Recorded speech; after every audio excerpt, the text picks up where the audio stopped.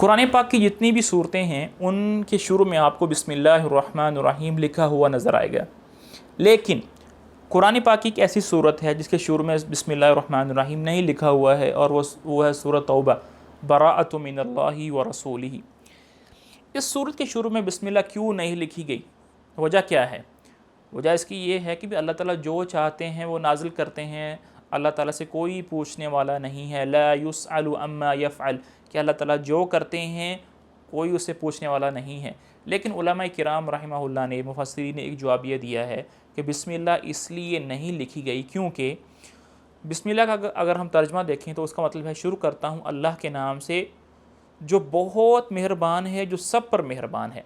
तो बिस्मिल्लाह का जो मज़मून है वो क्या है? रहमत, अल्लाह की रहमत। और अगर हम सूरत तौबा को देखें, उसके मज़ामीन को देखें, उसके सेंट्रल आइडिया को देखें, उसमें काफ़रों के ख़िलाफ़ जिहाद है, काफ़रों पर रहम ना करना ये है, उनकी मार कुटाई की बातें हो रही हैं, उनको मोहलत ना देने की बातें हो रही हैं, उन पर सख्ती की बातें हो रही हैं। उसमें कोई रहमत का पहलू नज़र नहीं आ रहा। तो बिस्मिल्लाह के अंदर रहमत ही रहमत है। सूरत बरात के अंदर जो है वो बिस्मिल्लाह का उसमें रहमत का पहलू ही नज़र नहीं आ रहा। तो दोनों जो हैं वो मुतज़ाद चीज़ें हैं, इसलिए इस सूरत को शुरू करने से पहले बिस्मिल्लाह नहीं पढ़ी जाती। हाज़ा व सल्लल्लाहु अला नबीयिना मुहम्मदिन व अला आलिहि व सहबिही अजमईन।